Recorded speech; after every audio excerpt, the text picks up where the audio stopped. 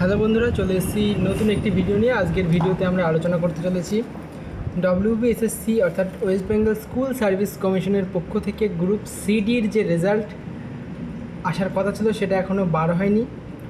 তো এই বিষয়টা নিয়ে আমি কথা বলবো। তো তার আগে যারা চ্যানেলে নতুন তাদেরকে বলে রাখি, আমাদের ফিল ফ্রম অ্যাপ চ্যানেলে তোমাদের সকলকে স্বাগতম।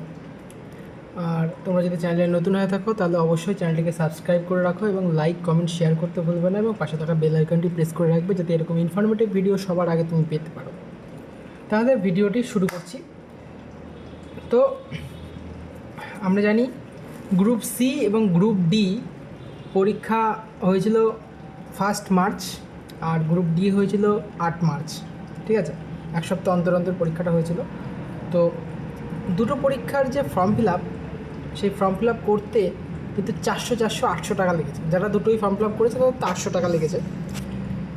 তো ডব্লিউবিসিএসের ফর্ম ফিল আপ করতেও আগে শুনতাম এরকম বড় একটা অ্যামাউন্ট লাগে, কিন্তু এরকম গ্রুপ সি আর গ্রুপ ডি এর যে 400-800 টাকা করে ফর্ম ফিল আপ করতে লেগেছে, এই টাকাটা যে কী করেছে ওরা, এখন সেটাই হচ্ছে প্রশ্ন। তো 5 মাস অতিক্রান্ত হয়ে গেছে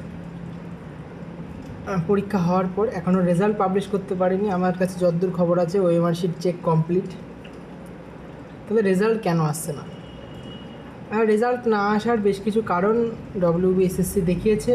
বলা হয়েছে তীর্থঙ্কর স্যারের বেঞ্চে গ্রুপ সিডি নিয়ে একটা কেস রয়েছে, কিন্তু কেসের যে ডেট সেটা এখনও সুনিশ্চিতভাবে বলা হয়নি। তো যাই হোক না কেন, এখানে ওবিসি 7% থাকুক বা 17% থাকুক, এটা নিয়ে একটা সমস্যা জটলা রয়েছে, বা অনেক ক্ষেত্রে প্রশ্ন ফাঁস হয়েছে বা হয়নি সেটা নিয়েও একটা প্রশ্ন রয়েছে। তবে যাই হোক, 5 মাস অতিক্রান্ত হয়ে গেছে। এখন আমাদের একটাই দাবি, রেজাল্টটা যেন খুব শীঘ্রই পাবলিশ করা হয়। 1 সেপ্টেম্বরের, আজকে হচ্ছে তারিখ হচ্ছে 23 আগস্ট, 5 সেপ্টেম্বরের মধ্যে যদি রেজাল্ট পাবলিশ না হয় তাহলে কিন্তু একটা বড় সড়ো আন্দোলন করা হবে। আগামী 17ই আগস্ট, অর্থাৎ যে আগামী যে এর আগে যে আন্দোলনটা করা হয়েছিল 17ই আগস্ট, সেটা কিন্তু ডব্লিউপি কনস্টেবল, সেখানে 21,000 ছেলে মেয়ের জন্য আন্দোলন করা হয়েছিল। আর এই যে গ্রুপ সিডির এক্সামে ফর্ম ফিল আপ কিন্তু হয়েছে প্রায় 10 লাখের উপরে।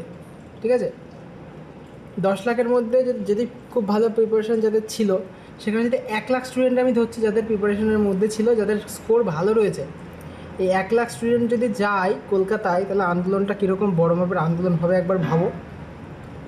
ডব্লিউবিএসএসসিরকেই বলা হচ্ছে এটা, ঠিক আছে, যে স্কুল সার্ভিস কমিশনকে সামনেই বলা হচ্ছে যে দেখো, এই যে টিচারের নিয়োগের থেকেও কিন্তু গ্রুপ সিডির যে ক্যান্ডিডেটের ফর্ম ফিল আপ কিন্তু অনেক বেশি হয়েছিল। গ্রুপ ডির তো আরও বেশি, গ্রুপ সির তুলনায় গ্রুপ ডির যে ফর্ম ফিল আপ সেটা অনেক বেশি হয়েছিল। যদি 5 সেপ্টেম্বরের মধ্যে রেজাল্ট পাবলিশ না হয় তাহলে কলকাতার শিয়ালদা টু ধর্মতলা একটা বৃহত্তর আন্দোলন করা হবে। তো যারা যারা চাইছো আন্দোলন করতে, তারা কমেন্ট বক্সে কমেন্ট করে জানাও। এবং যদি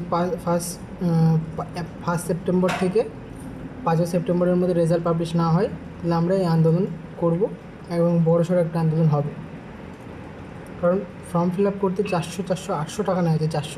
এই 800 টাকা কি জলাঞ্জলি দেবো? এর আগে ফুড এসআইয়ের রেজাল্টও পাবলিশ করা হয়নি, ডব্লিউবিপি কনস্টেবলের রেজাল্টও পাবলিশ করা হয়নি। গ্রুপ সিডির রেজাল্টের যে ফর্ম ফিল আপ, সেটা শুনে তো মাথায় হাত। 800 টাকা লেগেছে ফর্ম ফিল আপটা করতে। 800 টাকা, 800 টাকা এত গায়ে বাঁধে না।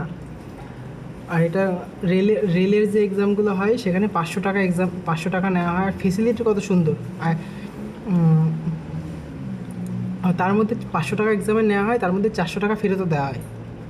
যদি তুমি পরীক্ষায় যাও তাহলে ফেরত দেয়, না দেখলে দেয় না। আর এই ক্ষেত্রে 800 টাকা করে, 400 টাকা করে ফর্ম ফিল আপ নিয়েছে। আর ওই তো ধ্বজার মার্কা স্কুলগুলোতে পরীক্ষা পড়েছে, বেঞ্চ ভাঙা, টয়লেট নেই, এই সমস্ত নানা রকম সমস্যা। তাহলে এই যে এত টাকা করে ফর্ম ফিল আপের জন্য নিয়েছে, সেই টাকাগুলো কী করেছে সরকার, এটাই হচ্ছে প্রশ্ন। তো এখন আমাদের যেটা দাবি, 5 সেপ্টেম্বরের মধ্যে রেজাল্ট সরকারকে পাবলিশ করার জন্য অনুরোধ করা হচ্ছে।